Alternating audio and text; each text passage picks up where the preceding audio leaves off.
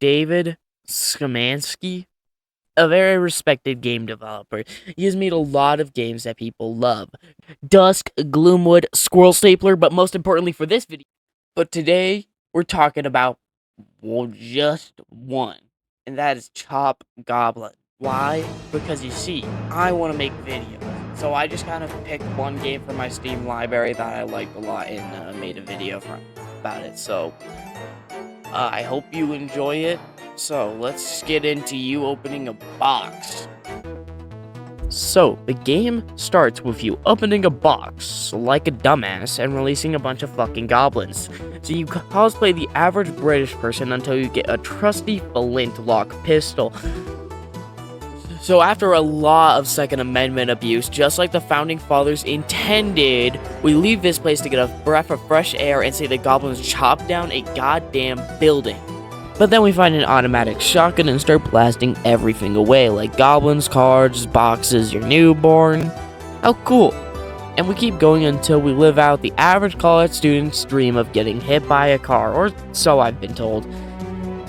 So after getting this wooden nail gun that I'll talk about in a bit, we realize that we need to get some bolt cutters to open up this stupid fucking fence block in my way, so we go to the local all-in-one building to pick up my spares. We also grab some gunpowder on the way, and then we go back and oh my god, they murdered an entire train, man. Chopped whole through time. They chopped a hole through time.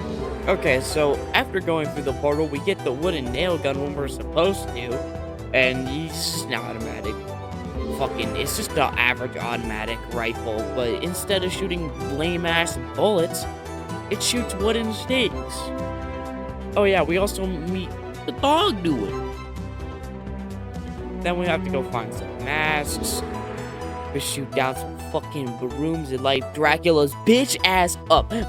Maybe if his bitch ass threw something cooler than some weak ass bats like some fucking axes or something, then maybe you get a few bitches.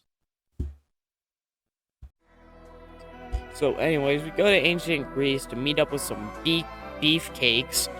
We go through some caves, and we get the combination, and we get an atomic.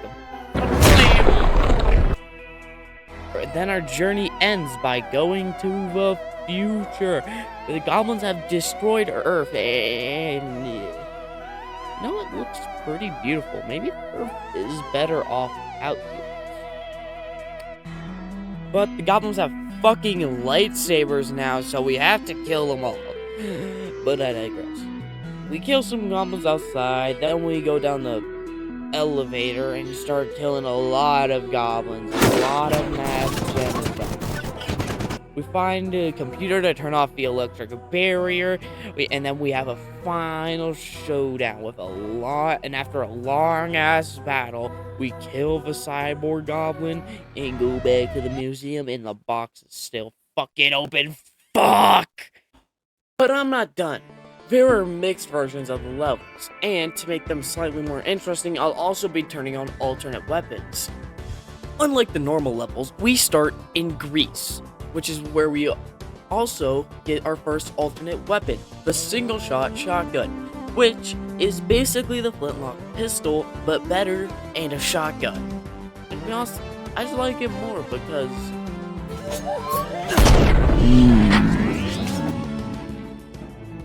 But back to the level, it doesn't differ until this one part where we go through this section backwards, and that's about it.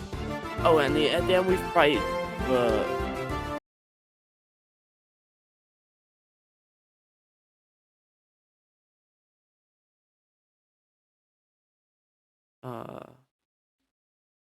okay, let's just move on.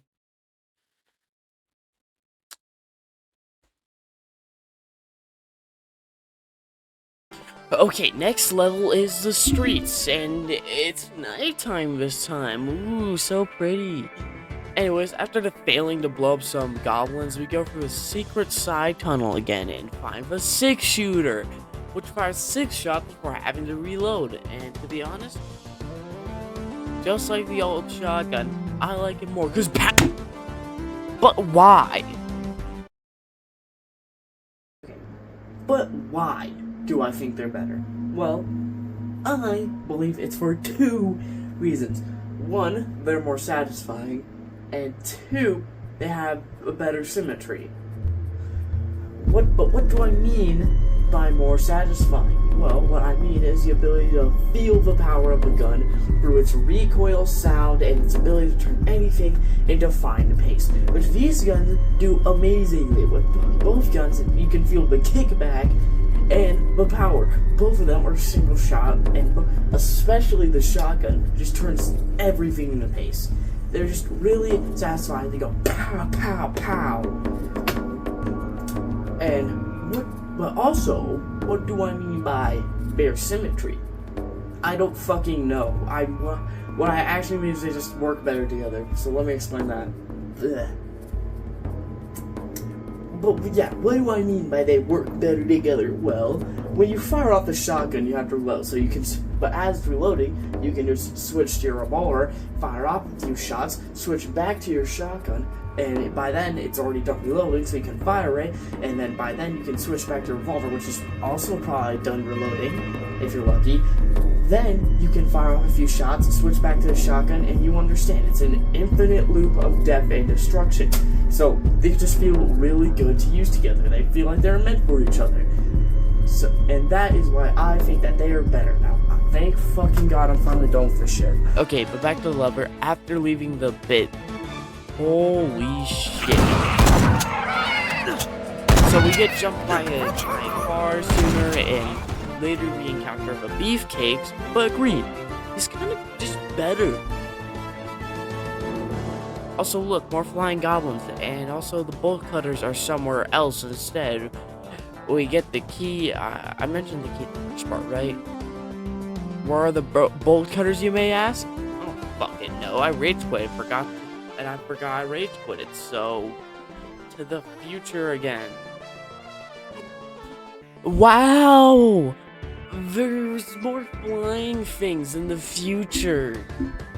Yeah, other than that, it's somewhat normal. And we also get the and there's also pink goblins, which are just the normal goblins, but harder. And at the end, oh my god!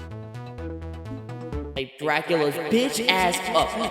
Maybe if his bitch ass do something cooler than some weak ass bats like some fucking axes or something, then maybe you get a few bitches.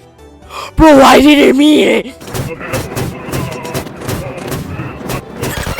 Anyways, we go through another hole in time and we're back. Okay, so my dumbass forgot to write a script for this part, so sorry if it sounds unorganized. Okay, so this time the levels a decent bit harder. This is because of the castle's claustrophobic hallways and the new enemy types. Makes them being faster and having more health, and them also just being put in more cheeky positions makes dealing with them much harder. Also, not to mention, the masks this time are actually somewhat hidden, more hidden than they were before. Oh, and I also spent a lot more time secret hunting this time, which led to me finding the, oh god, leave me alone. And there's also no more flying goblins, how sad. And I found the average American basement, and there's no Dracula boss fight this time, which is also sad. Like, come on. Okay, and now we end where it all started. Unlike the normal museum, this one forces you to go through the secret passages, which I found out on my own because I am smart. And after a lot of bullshit and more fucking cars and secret passages, we get to the end, and it's still the same ending. I don't really know what I was expecting. Well, that was something. I had a lot of fun playing this game. All the weapons are fun, and it just gives off that old vibe.